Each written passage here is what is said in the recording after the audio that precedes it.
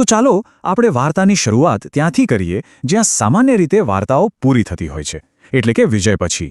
જરા એ દ્રશ્યની કલ્પના કરીએ. એક મહાન યુદ્ધ જીતી લેવાયું છે, તો સ્વાભાવિક રીતે શું થવું જોઈએ? ભવ્ય ઉજવણી, રાજ્યાભિષેકની ધામધૂમ અને ચારે બાજુ ખુશીનો માહોલ. પણ હકીકત તો ધારણા કરતાં બિલકુલ અલગ હતી. યુધિષ્ઠિર જે વિજેતા હતા એ ખુશ નહોતા. એમને એ સિંહાસન પણ પોતાના જ સ્વજનોના લોહીથી રંગાયેલો એક પાપનો બોજ લાગતો હતો.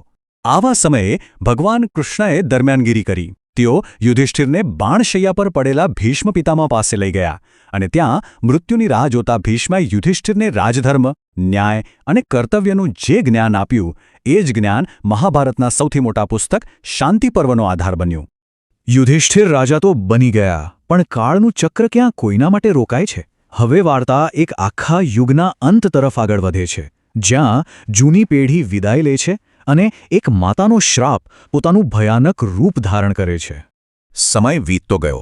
15 વર્ષ સુધી યુધિષ્ઠિરે ધૃતરાષ્ટ્ર અને ગાંધારીની સેવા કરી, પણ અંતે એ બંને કુંતી સાથે વનમાં ચાલ્યા ગયા, જ્યાં એક જંગલની આગમાં એમનો દેહાંત થયો.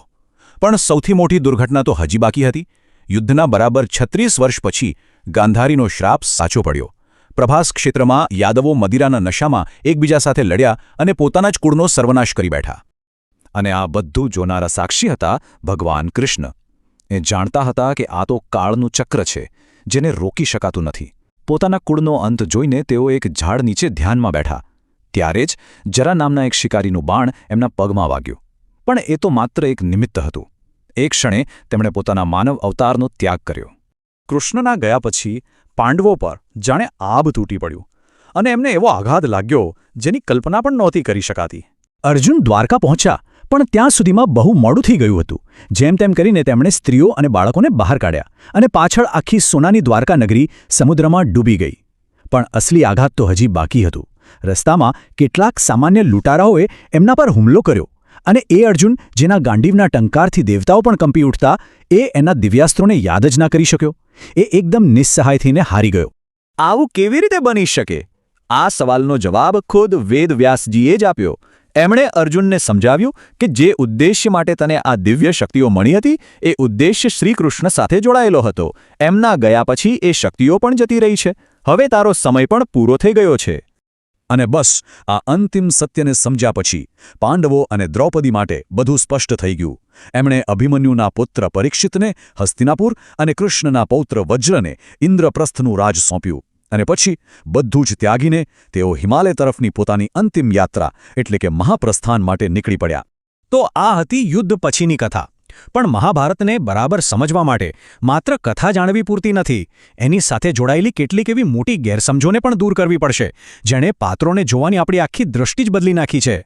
સૌથી મોટી અને સૌથી પ્રચલિત ગેરસમજ કે દ્રૌપદીએ દુર્યોધનને કહ્યું હતું, આંધળાનો દીકરો આંધળો. હકીકત એ છે કે વેદવ્યાસના મૂળ મહાભારતમાં આ વાક્યનો ક્યાંય ઉલ્લેખ જ નથી. દુર્યોધનની નફરતનું કારણ આ નહોતું, પણ લાક્ષાગૃહ જેવી જૂની ઘટનાઓમાં એના મૂળ હતા.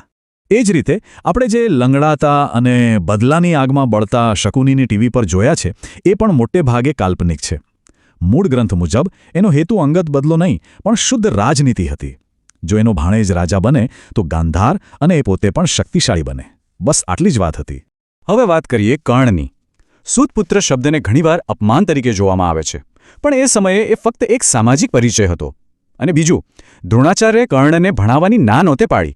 એમણે કર્ણને શીખવ્યો હતો, પણ એમણે બ્રહ્માસ્ત્ર આપવાની ના પાડી, કારણ કે એ અર્જુન પ્રત્યે કર્ણના અત્યંત દ્વેષને ઓળખી ગયા હતા. આના પરથી એક મોટો સવાલ ઊભો થાય છે. સાચો મિત્ર કોને કહેવાય? જે ખોટા રસ્તે જવામાં પ્રોત્સાહન આપે કે પછી જે રોકે? કર્ણે હંમેશા દુર્યોધનના અહંકારને, એના ક્રોધને પોષ્યો.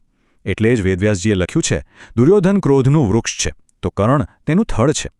આનાથી મોટું વિશ્લેષણ બીજું શું હોઈ શકે? તો યુદ્ધ પછીની કથા અને પાત્રો વિશેની આટલી બધી ગેરસમજોતો દૂર કર્યા પછી આ મહાકાવ્યનો સાચો સાર શું છે? એનો અસલી પાઠ શું છે? આ યુદ્ધ ખરેખર ક્યાં લડાયું હતું? આ આખી ચર્ચા આપણને એ જ શીખવે છે કે મહાભારત માત્ર 18 દિવસના યુદ્ધની કથા નથી, પણ કર્મોના ફળની એક અનંત કથા છે. આ યુદ્ધ કોઈ જમીનના ટુકડા માટે નહોતું. આ તો ધર્મ અને અધર્મ વચ્ચેના સિદ્ધાંતોનો સંઘર્ષ હતો. અને એ આપણને યાદ અપાવે છે કે નિર્ણયો લેવા કદાચ સહેલા હોય, પણ એના પરિણામો પેઢીઓ સુધી ભોગવવા પડે છે. અને અંતે એક વિચાર: જો મહાભારતનું સાચું યુદ્ધ ક્ષેત્ર કુરુક્ષેત્ર નહીં પણ આપણું પોતાનું મન હોય, જ્યાં કામ, ક્રોધ, લોભ અને અહંકાર સામે સતત લડાઈ ચાલતી હોય, તો આજના વિશ્વમાં મહાભારતના કયા પાત્રનો સંઘર્ષ આપણને સૌથી નજીકનો લાગે છે? કદાચ આ સવાલનો જવાબ જ મહાભારતનો સાચો સાર છે.